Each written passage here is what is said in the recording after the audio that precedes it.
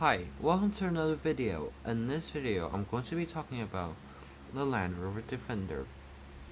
Now, for 2023, there were some changes, most notably being the one model you're seeing here on the screen, the 8-passenger or 5-passenger Defender 130. Now, for the Defender, it was introduced back in 2019 with deliveries starting in 2020, which means it's been on the market for 2 years now. Now, you have the two-door 90, the Land Rover Defender 110. It has four-door, and of course the wheelbase isn't exactly 110 inches or 90 inches or 140 inches. It's just the nomenclature that's used for describing Defenders. Of course, it's a four-door model. And as I said before, new for 2023, you get the 130. You get an extended rear overhang with this. Now, the looks might be controversial. I personally am fine with it. I don't love it and I don't hate it, but some people really love it and some people really don't. Now, as you can see here in this interior, you see that this is a bench seat. Now, the 130 is not available with this bench seat. Therefore, it's only available as an 8-seater. You can't get a 9-seater in this, sadly. I think this has something to do with the GVW of the vehicle, gross vehicle weight to be exact. You also get this 11.4-inch screen, and this 11.4-inch screen isn't actually standard on all all models now. And you do have a lot of versions to choose from, and we'll be talking about this when we're hopping into the configurator later on. You also have accessory packs. Accessory packs, they can cost quite a lot of money. The top of line accessory pack, the Explorer pack, costs like around $4,500, and it does give you a lot of accessories, and it does make your Defender look very cool. Now, hopping onto the configurator here, you can see that this is a new style of a configurator. I don't like it, but again, it's my opinion. Now, we have 3 versions of the Defender 130. That's the base news for 2023. Oddly enough, they didn't make the Defender 130 available with the V8. I think that would have been very popular with the soccer moms that drive these mainly. You also have the Defender 110, which is pretty much unchanged. You also get the Defender 90. Now, the 90 actually has a starting price higher than the 110. This is due to the fact that the range of the 90 kicks off with the S trim, while the 110 kicks off with the base trim. The S trim gives you stuff like alloys, Meridian sound system, heated electric front seats, while the base model has a base ladder sound system and half manual, half powered seats. Now, the Defender 130. Now you can see here, it has around $10,000 more expensive than the 110. This is the P300 model, but this is actually the same P300 model as the 90 and the 110. This one is actually a detuned version of the P400 model, and it also has that mild hybrid system removed for cost cutting. Series 60 oddly is the slowest of the whole Defender range, unless you live in the UK and you get something like the diesel version, which will be slower. Series 60 is done in a quite leisurely 7.5 seconds. As I said before, it's around $10,000 more expensive, but if you look at the options on the 110, like you get the third row seats, the air suspension, and the spec equivalently, it's around $4,000 more, and I'd happily spend the $4,000 more and get the S, unless you want the 90, which is absolutely freaking cool. And therefore, we're going to start our build with a 130. I'm from the 130, and as I said before, it's all 6 cylinders. And for all Defenders, power goes through all 4 wheels via an 8-speed automatic transmission. And for the 130, it's the same. I'm going to go with the SE as I think it has the best balance of power and price and features. Now the X Dynamic SE is basically like a sportier trim, if you can say that, for the Defender. It gives you a high gloss back lower body cladding instead of matte black plastic. You can also get the Defender X, which is the top of the line trim, and if you option it, and this is before destination, the price. So after destination, you're looking at a 100k Defender. The first edition is also available.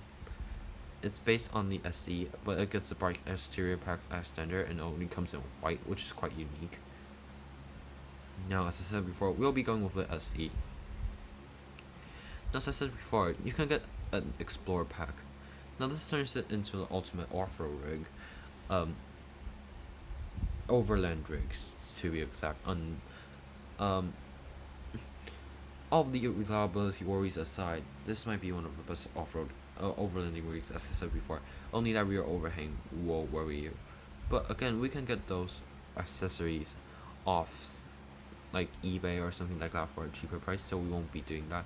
And they're available aftermarket as well. Unique to the 110 is the Sedona red color.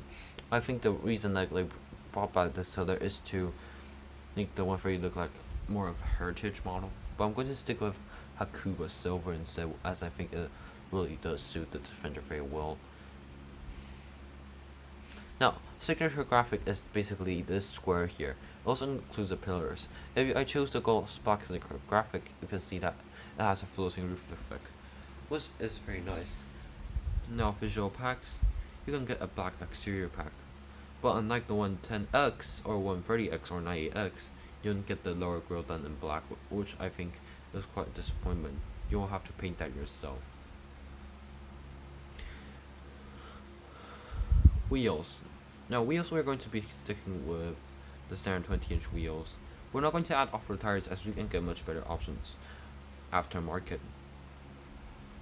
We're not going to add a black contrast roof or white contrast roof. I think those roofs colors don't do very well for the 130, especially in the silver colors. If you're doing a green one, I highly recommend the white roof, or you're doing a light color one, I highly recommend the black roof. Moving on to interior. As I said before, you get 8 full-size seats as standard in the Defender, which is the first in this new Defender. Now, you can see here, the problem is the Defender 130 has this hump here if you fold the seats flat. But you also do get a quite good further accommodation. You get nice padded armrests, air vents, and grab handles here, which is something that most further seats don't get, the grab handle. And you also get a sunroof. It's not, you can see here, but I assure you it's there. You also get knee level vents as well. Now, this is an 8-seater instead of 7-seater, which is pretty unique. I really think that they should have put the armrest here, but anyways, it's quite nice in the third row. And headroom is least of the problems here, because you have that really tall roof. You can get the Windsor leather seats. I'm not going to do that. I'm just going to do the acorn grain leather seat, which I think looks really nice. You can get heated third row seats if you want, which I'm going to do. I'm going to do climate and heated second row seats, because in the snow belt where you really want this car, I think that will be a very useful option. Now, extended leather upgrade. It adds Windsor or Napa grade leather on the upper top rails, fascia hoop, and door console rails. Now, it also includes a leather driver airbag cover for the steering wheel. I'm not going to do this. $1,500 is quite a lot of money. You can also add a black headliner for $400. I'm not going to do that.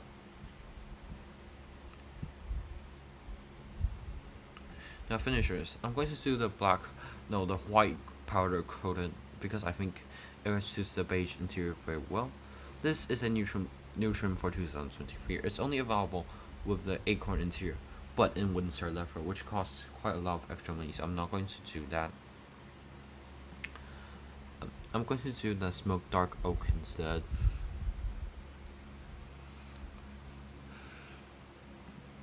I'm going to add the electric steering column for no cost, because who wouldn't want to do that? It's no cost.